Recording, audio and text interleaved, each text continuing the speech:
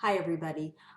No students stopped by this morning during the time that we were going to have our Zoom meeting. So instead, I thought I would just make you a little bit of a video, kind of walking you through some of the assignments and then especially focusing on some of the information in the chapter 2 of Pedagogy of the Oppressed, because I wanted to clarify a few things that students usually have trouble with. So let's just take a quick look at the module and see what we've got. We'll skip the overview and we'll skip this, and I just want to go right into the first assignment. This assignment was actually due last night, but I see that only 2 or 3 of you have submitted it.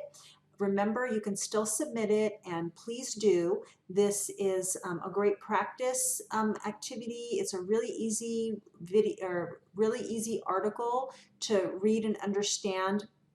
And I'm giving you a different way to do a reading log, basically. So here is the article. And if you wanted to download it, you would click here, and then that will give it to you as a document. And then I also have a short video here where I do the first page. But you have some choices here. So one of the things that you can do is to just make a video or an audio recording of yourself talking through the article. And so you'll just start talking, and then you're going to add your thoughts. Maybe not after every single sentence, but whenever a sentence makes you think about something. Do go slow, because the idea here is to really slow down and kind of process your thoughts and make your brain active when you're reading. The other thing that you could do, if you wanted to, instead, is you could just do a regular written log. So if you want to either type or handwrite your notes in the margins, and then you can just do it the traditional way. So when you submit, you can either submit an audio recording or a file if you type your notes, or a screenshot or a picture if you print and then handwrite your notes. Okay, so this is a really important page that you're going to keep coming back to, and I'm going to keep coming back to this. This is where I give you the instructions, or it's called the prompt, for essay number 2. It gives all the information that you need for essay number 2. And so this essay is a little bit longer. It's 3 pages instead of 2 pages. And then I have the breakdown of everything that should be in the essay. The due dates are going to be the first draft to me next week. So that's going to be next Tuesday, October 13th. And then I will work as hard as I can to get those back to you within a day or so. And then your final draft is going to be due on the Sunday after that. And so there's a couple things here. You need to have at least 3 citations from Pedagogy of the Oppressed. I really don't want you to include any other sources. I know some people want to maybe include some information about Freire's life from the brief biography of Paulo Freire. That's fine to do that, but you don't really need to do that. Really, the focus here should be on just interpreting what he says in chapter 2 of Pedagogy of the Oppressed. And so when you click this Works Cited page, it's going to take you to that information. Okay, so this is going to be the discussion for this week, and it's a pretty low stress, I think, discussion. I'm just having you listen to this podcast. It's about I think it's about 25 minutes long, so it shouldn't take you too much. So just listen, and then I have a couple of questions to ask you. And then you're just going to write your answers to the questions, and you don't need to respond to anyone for that. Okay, so we'll skip through that. Okay, so here is the chapter 2 of Pedagogy of the Oppressed. And I do have a couple of short videos here. I think each one is about 10 to 12 minutes long, so actually not too short, but it's going through in a lot of detail the first few pages of the chapter. And while we're here, what I want to do is take a look at the entire chapter, and I have a few things that I want to point out to you. So I have them highlighted over here so I won't forget. Okay, this is on page 3. And as you know, as you start reading, what he does is first he talks about the banking model in a lot of detail. He goes through the banking model and basically just talks about how terrible it is, okay? So that's what he's doing first. And these sentences in this list are really nice because it is just kind of a bulleted, or in this case, a lettered list of all of the bad things that Freire says about banking. So you definitely couldn't include all of these. You might include 1 to maximum. Okay, so you would use each one of these sentences separately, and that could give you a supporting statement to your point. So basically, you are going to have in your body paragraph a statement that says specifically how or why the banking model is a certain way, and then you could use one of these statements to kind of back that up. Okay, so you're going to want to pick something that directly addresses that information. Okay. Here's another interesting thing that I thought that I would show you, because he does this in quite a few places. He uses these quotation marks for certain phrases, kind of parts of sentences here you can see. So this is a little challenging to quote. If you want to quote it, what you would have to do is pull out, you know, say the phrase, and then of course when you quote, you're going to put the double quotations around the entire sentence that you used, but then you actually have to change this to the single quotation mark or apostrophe. So it would look like this, and then if you're quoting, you know, if you're picking out the entire thing, you're going to put your quotes around the entire thing, and then, you know, here you would put according to Paulo Freire, or according to chapter 2 of Pedagogy of the Oppressed. Okay, so that's how you'll deal with that. Let me change this all back here. Okay.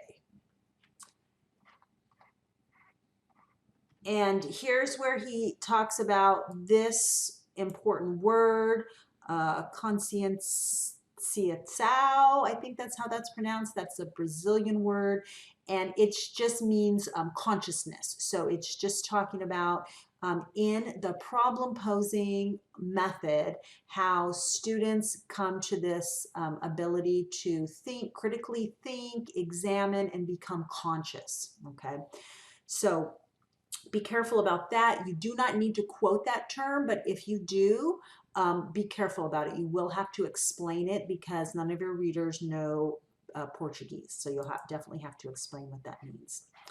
Okay, now this next piece that I want to explain, this is something that gives students a lot of trouble.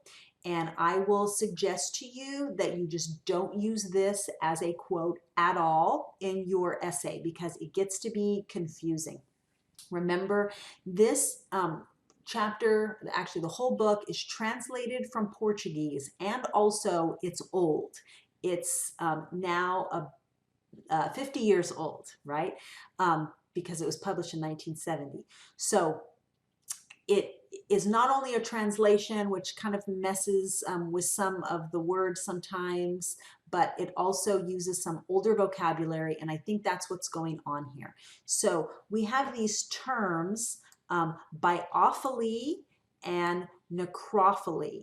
Now, what those mean is a love of life. Okay, so bio means life, and then the philly part means a love of something. And so you can see this in like biology is the study of life. Biography is a story of someone's life. So that's the same term there. Okay. And then necrophily, the necro part means death or a dead person. And so what he's saying here, this is a little bit weird, but what he's basically saying is that the banking method is necrophily or necrophilic, I guess you could say, meaning that it is dead. It studies dead things. It's only interested in things that are from the past or things that are not alive. It's not interested in live human people who are changing and thinking, okay? So that's what this is talking about, okay? So be careful. When you look up necrophilia or necrophiliac, you'll see that there's a weird definition. It's a person who likes to have sex with dead people. That's not what this is talking about, so don't necessarily use that word. You really, really, if you want to use this, you have to explain it. And again, I would suggest just skipping over this. You don't need this. There's plenty of other information. Okay, and then this is a little bit of a challenging part. So this talks about the dichotomy or dichotomizing that the banking concept does. Dichotomy means two sides or two different opposite things or elements. And so this dichotomy is where there's a teacher on one side and a student on the other side, and the teacher is giving the information this way and the students are receiving it. And so there's different things. There's no back and forth that's going on there. So that's what the dichotomy is that he's talking about. And so this is kind of an interesting idea because it says that in the name of preservation of culture and knowledge, which is kind of like these traditional ideas, keeping everything as the status quo, maintaining tradition, that's what the banking concept does. Okay, so here's a French term, and Sartre is a French philosopher, writer, also a little bit old, but I did find the translation here. So let me pull it up and show it to you. Here we go. Okay, so basically it means consciousness and the world are asleep at the same time. So what that means is if consciousness and the world are asleep at the same time, then that means that in order for consciousness to be awake, the world has to be awake, or the world has to be alive in order for consciousness to be alive or accessible, okay? And then just I think this is my last sentence that I have, the idea of praxis. Praxis is a synonym for a practice, so it just means something that you do, okay? So he's talking most of the time in the chapter, he's talking about consciousness and your thinking, your critical thinking, critical consciousness, and so praxis is doing things or applying that those thoughts, okay? So actually taking action here. Okay, so that's all the sentences that I wanted to show you there. If you do have any other questions or you're struggling with any of the paragraphs or the sentences, copy, paste them, or tell me what page they're on and let me know, and I'd be happy to discuss it with you or even just send you an email or a short video message helping you to understand that. Okay, now for the reading log, this will take you some time. I do want you to do the entire chapter of Pedagogy of the Oppressed. You don't have to do it in so much detail though. Okay, so if you just have a couple of thoughts for each page, that's perfect. Try also to look for some good quotes and make sure that they're things that you can really understand. So this is the trouble that a lot of students get into, is they use a quote and they think they know what it means, but they're not 100% sure. And then it just kind of falls apart when they're trying to explain it and it doesn't match with what they're saying in their body paragraph. So be careful about that. So this is a assignment where I'm asking you to pick out some of the specific information, and I'm really hoping that you're going to be able to use this exact sentences or some of this exact information in your essay. Okay, next week we're going to be putting some of these quotes together, and you're going to be posting them up on the discussion board so that you can see what are the quotations that your classmates are using, and so you can pick some of those and hopefully get a little bit of an explanation to make this a little bit easier. Okay, that takes us to the end of the week. Let me know if you have any questions about anything or any problems with anything at all, okay? Now that we have our 2 past tutors, you should have no problem getting into seeing someone in the past center. I really suggest that right before you submit your final draft of your essay number 2, that you do take it to pass at least one time. So when you're all done with all of your sentences, a really good idea is just go into pass for a few minutes and say, I just want to look at my grammar and my MLA format, and then they can help you clean up any little last things that need to be fixed. Okay, so I know we're going fast. You guys are doing great. Don't fall too far behind with these assignments. All of the assignments that we're doing this week and next week should help you to get your essay written and to help you get the best possible grade. Okay, I'll talk to you later. Bye-bye.